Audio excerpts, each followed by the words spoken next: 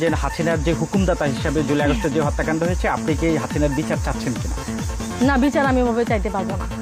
বিচার চাইতে পারবো না, এই জন্য পারবো না কারণ এখানে আপনারা অনেক গরমিল দেখিয়েছেন।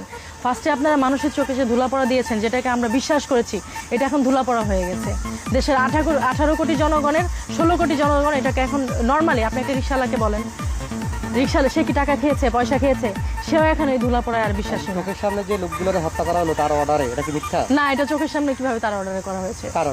আপনি না না জাতিসংঘ কিভাবে প্রুভ করে? যে বুলেটগুলি বেরোচ্ছে, যে বুলেটগুলি বের হয়েছে, সেই বুলেটগুলি তো আর হাসিনার ওই লোকজনের ইয়ে থেকে 0 পয়েন্ট কত যেন বুলেট, এটা তো পুলিশের কাছে থাকে না।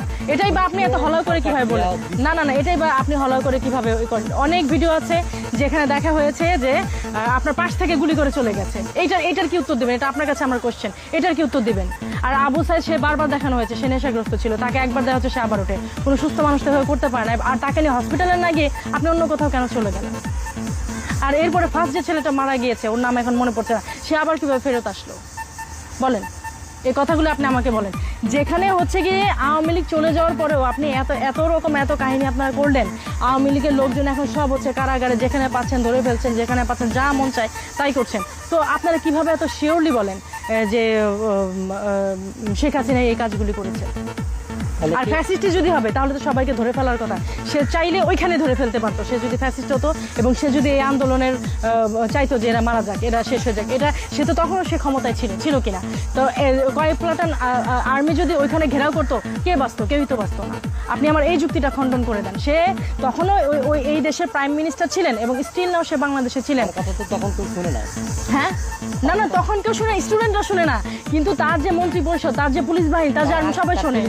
না তাইলে শুনে নাই? আপনি নিজেই বলছেন যে সে অর্ডার দিয়েছে তাদের মারতে, আপনি নিজে আবার এখন বলছেন যে শুনে নাই, তাহলে এটা কিভাবে হলো?